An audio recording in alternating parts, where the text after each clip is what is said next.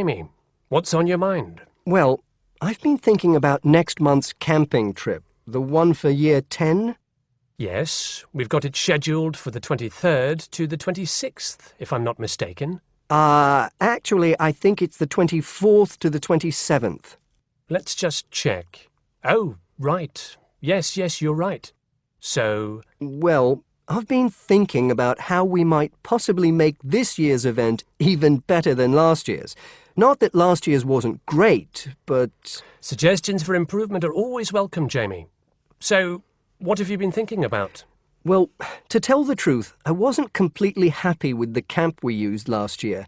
It was rather small, and I didn't feel that the grounds were particularly well kept. Go on. I did some searching, and I think I found the perfect spot.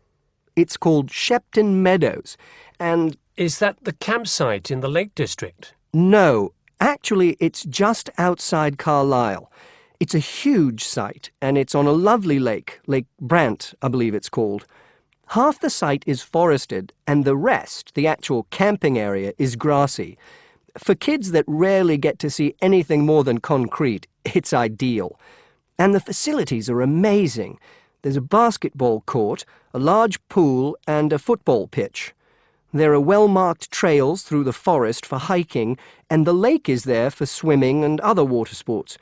I believe there's even a lifeguard service. That sounds like it might suit our purposes perfectly.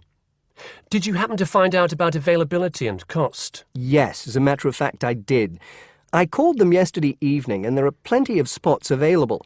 And because we're a non-profit organisation, they said they would give me a reduction in the price.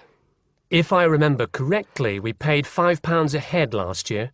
Yes, per night, right? Yes, each child paid £10 for the 2 nights. Well, at this campsite, it's only £4 per night.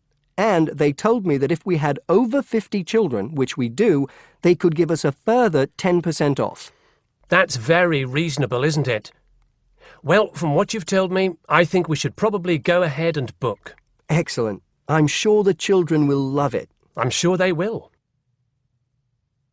Before you hear the rest of the conversation, you have some time to look at questions 6 to 10.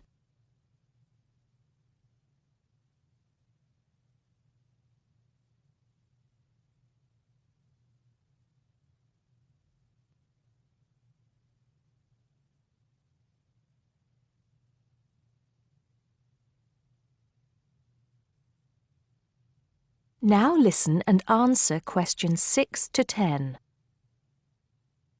Now, Jamie, have you given any thought to an itinerary by any chance? As a matter of fact, I have. Wait 1 second. Yes, here it is. I've made a few notes. Okay, so, now, these are just ideas, of course. Yes, go on. Let's hear what you've got. Right. We time it so that we arrive at the camp around 7 on Friday evening. It'll still be light then, and we'll have plenty of time to set up camp and get ourselves settled in. At 8, we could have a barbecue, hamburgers and hot dogs, something that's nice and easy to prepare. And that children love. Yes. Then, lights out would be at 9:30, so the children will get a good night's sleep and be up bright and early at 7 on Saturday morning. Breakfast would be at 7:30, an hour's hiking from 8 till 9, and then a couple of hours at the lake. That would take us up to 11. I think that an hour of free time would then be in order. Let them have a chance to explore a bit on their own, Yes, great idea. And then? Let's see, a picnic lunch at 12, and then sports in the afternoon till 4. Another swim until 5, and then supper. After clean-up, around 6:30, we could have a talk-back session, where the children get a chance to discuss their day and anything else they might have on their minds. Then a campfire and sing-along at 8, back to the tents at 9:30, and, well, that takes care of Saturday. Excellent. That would certainly keep them busy.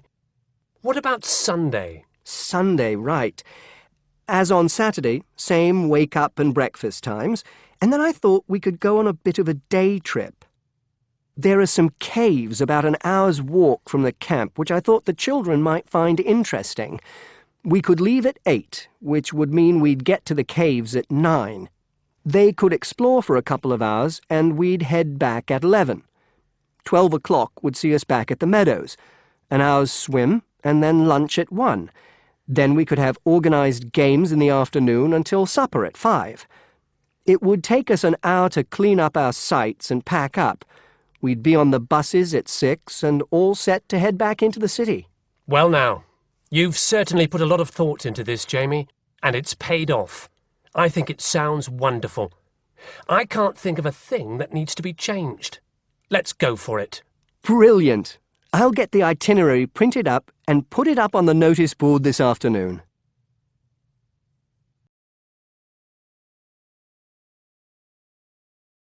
That is the end of part 1. You now have half a minute to check your answers.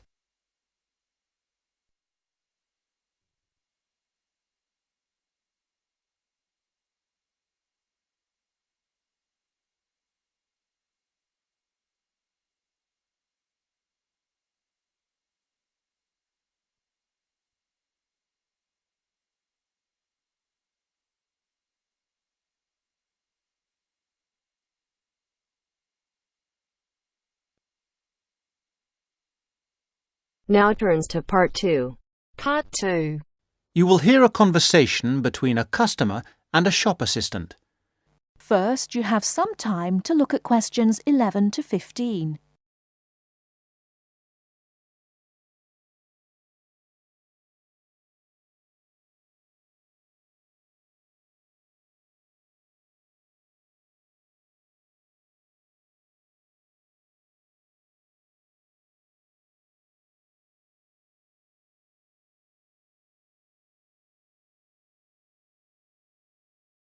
Now, listen carefully and answer questions 11 to 15. I'm interested in buying a radio. Can you help me? Yes, of course. As you can see, we have this analogue radio on special offer today for £29.99. They are normally £35. We've also got a much more modern range of digital radios. These are over here. Oh, yes. What are they? They're the new technology. This one, for example, sells at £95. The analogue radios are looking a bit old-fashioned now. Are they? What's so good about these new ones? Well, the main advantage with the analogue ones is, of course, cheapness.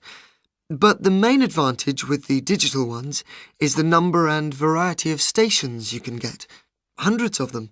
All kinds of stations, playing music, rock, pop, classical, everything in fact. As well as news, current affairs, comedy, all sorts.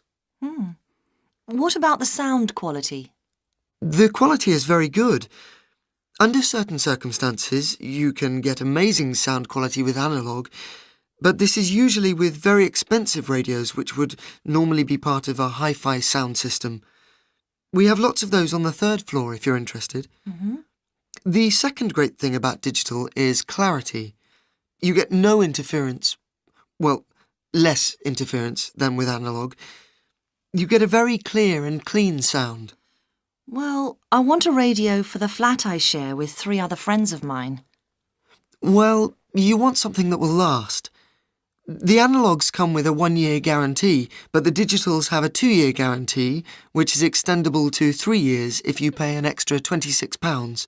The main disadvantage with analogue is that it will be turned off in a few years. We don't know exactly when, but sometime. But what about the batteries? I've heard that they use a lot of batteries. That probably is the one disadvantage of the digital radios.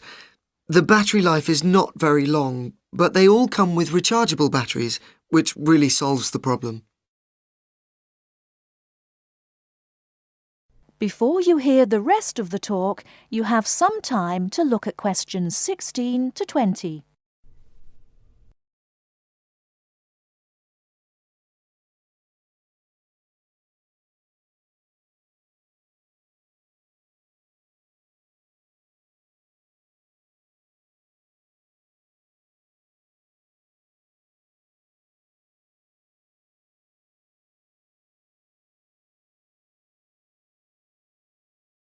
Now listen and answer questions 16 to 20. So, how would you like to pay? Cash. I wondered if you had a Robson's store card? Do you know, I think I do. Here we are. Oh my goodness, I haven't seen one of those for a long time. Those are the old value cards. Now you can get a super value card, which is even better value. Really? I don't know what to do. Well, I can change you onto a super value card if you want. With the super value card, you get double the standard number of points and your free credit period is longer. With your old card, you get 1 month's free credit, but you can get 3 months free credit with the new card. The interest rate is a bit higher at 22.5% rather than 18.5%, but if you're careful, you don't have to pay interest at all. Well, I'm not sure about that. It seems better in some ways. Can I continue to use my old card? You certainly can, until they withdraw them, which I'm sure they will before too long. But with the super value card, there are special card-holder-only days, 2 per month, compared with 1 per month with the old card. I see. My old card gave me free delivery too. That's right, free delivery within 20 miles. The super value card gives you free delivery up to 50 miles. Well, that sounds good. I think the old card was free too. With the super value, there is an initial fee of just £12, and then it's very good value. I think I'll pay cash. Very good, madam. That is the end of part 2. You now have half a minute to check your answers.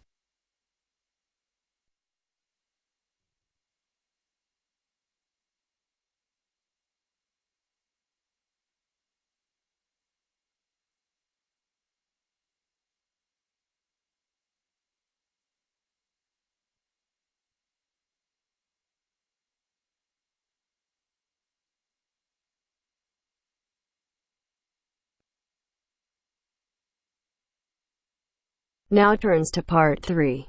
Part 3. You will hear a conversation between a tutor and 2 students, Amanda and Jake. First, you have some time to look at questions 21 to 25.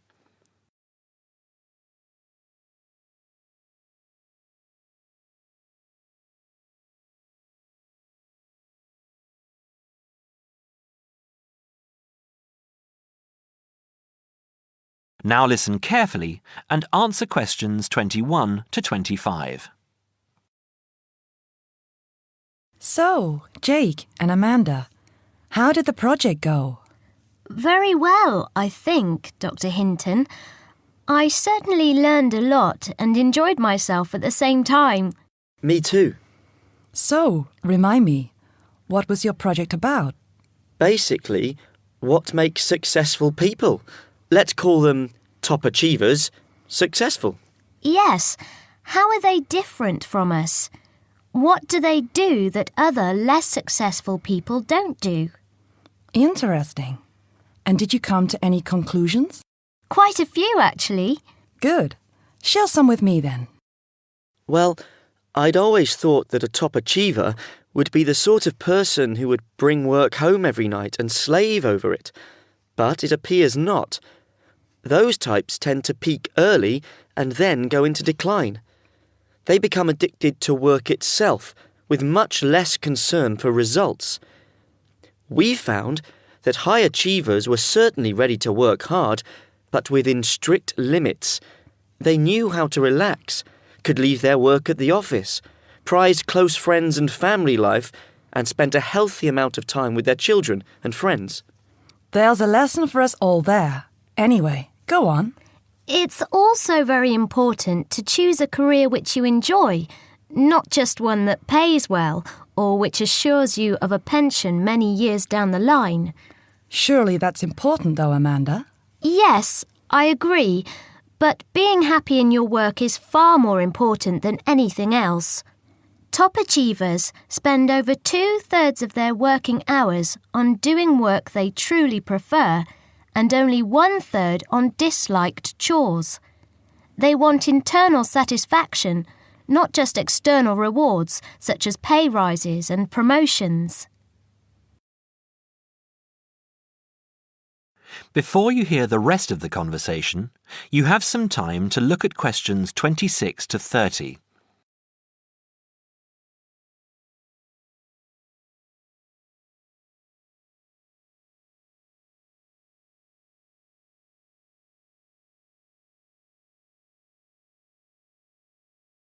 Now, listen and answer questions 26 to 30.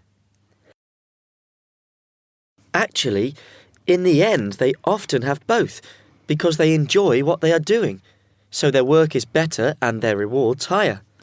Yes, Jake, that certainly makes sense. Now, can I ask you something? Do high achievers, as you call them, take many risks? Yes and no. I interviewed one business executive who told me he was able to take risks because he carefully considered how he could salvage the situation if it all went wrong. He imagined the worst that could happen, and if he could live with that, he went ahead. If not, he didn't take the chance. Other people prefer to stay in what I heard described as the comfort zone setting for security, even if it means settling for mediocrity and boredom too. Would you call top achievers perfectionists? Contrary to what I expected, no, I wouldn't. We came to the conclusion that a lot of ambitious and hard-working people are so obsessed with perfection that they actually turn out very little work. I happen to know a university teacher, a friend of my mother's, who has spent over 10 years preparing a study about a playwright. She is so worried that she has missed something, she still hasn't sent the manuscript to a publisher. Meanwhile, the playwright, who was at the height of his fame when the project began, has faded from public view. The woman's study, even if finally published, will interest few people. So, what has this got to do with top achievers? Well, top achievers are almost always free of the compulsion to be perfect. They don't think of their mistakes as failures. Instead, they learn from them, so they can do better next time. Well, would you call them competitive? High performers focus more on bettering their own previous efforts than on beating competitors. In fact, we, came to the conclusion that worrying too much about competitors' abilities and possible superiority can be self-defeating. Yes, and we found that top achievers tend to be team players rather than loners. They recognise that groups can solve certain complicated problems better than individuals and are eager to let other people do part of the work.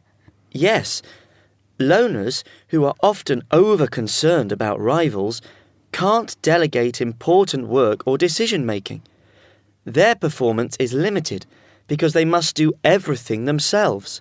Well, it looks as if you two have done a thorough job and learned something into the bargain too.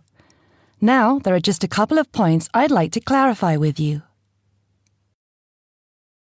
That is the end of part 3.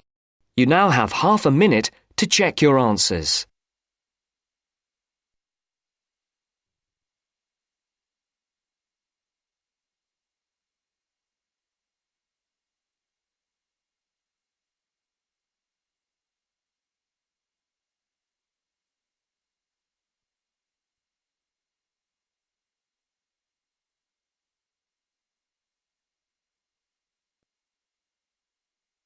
Now turns to part 4. Part 4. First, you have some time to look at questions 31 to 40.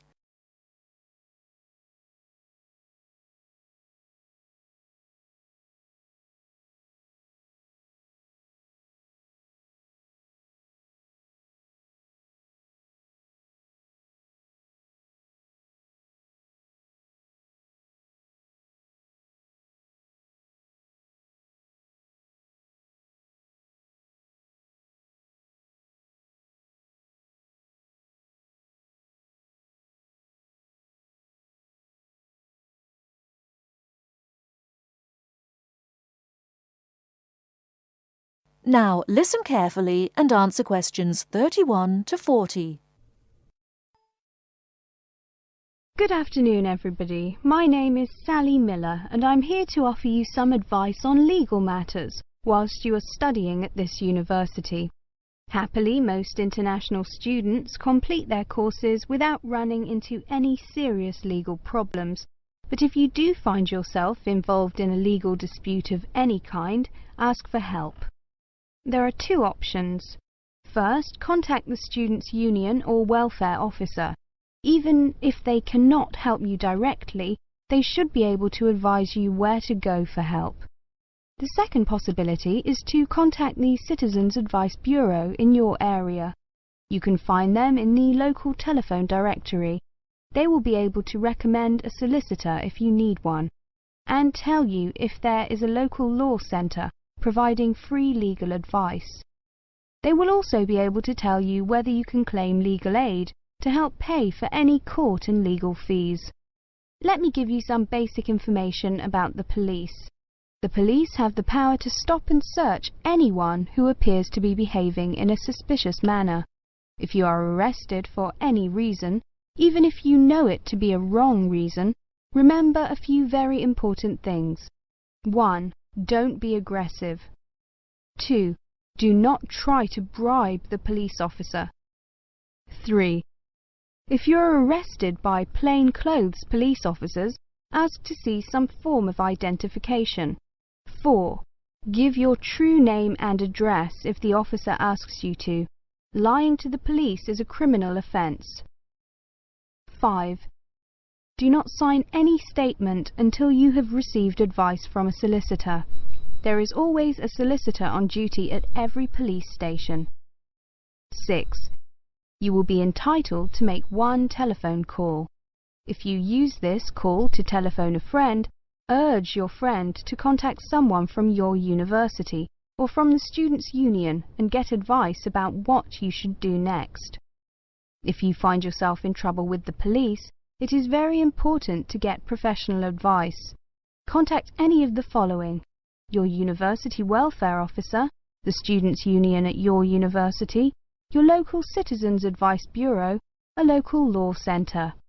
If you are found guilty of an offence, it could seriously damage your position as an international student, so be sure to ask for help as early in the process as possible. Remember, obey the local laws. The laws here may not be quite the same as in your own country. Here are a few examples of actions that are illegal here. It is against the law to possess offensive weapons. For example, knives, guns, chemical sprays used for personal defense. Even women are not allowed to carry sprays or other deterrents to protect themselves against possible assault, except for rape alarms. Possess or supply hard or soft drugs. Disturb the peace. This is called disorderly conduct. This means that you can be arrested for being too noisy or rowdy. A few words about drinking. In this country, it is perfectly acceptable for adults to drink alcohol in moderate amounts. For many people, drinking is an established part of their social life. Going out for a drink is how they relax or spend time with friends.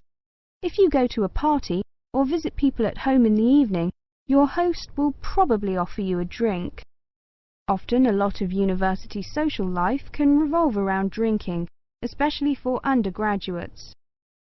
Do not be surprised if people arrange to meet in a bar, or if events are held in a pub.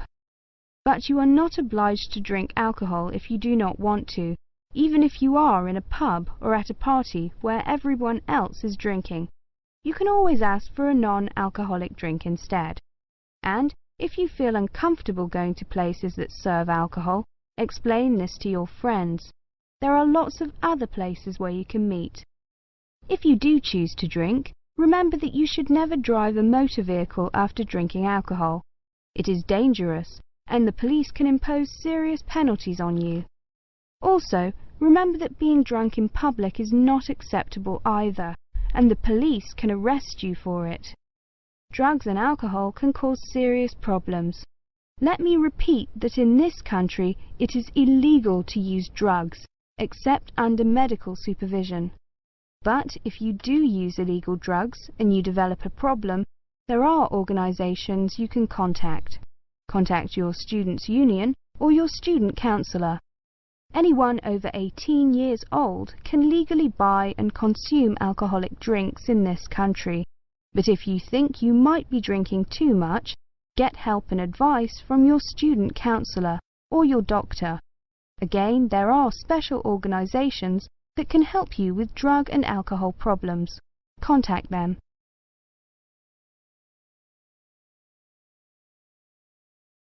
That is the end.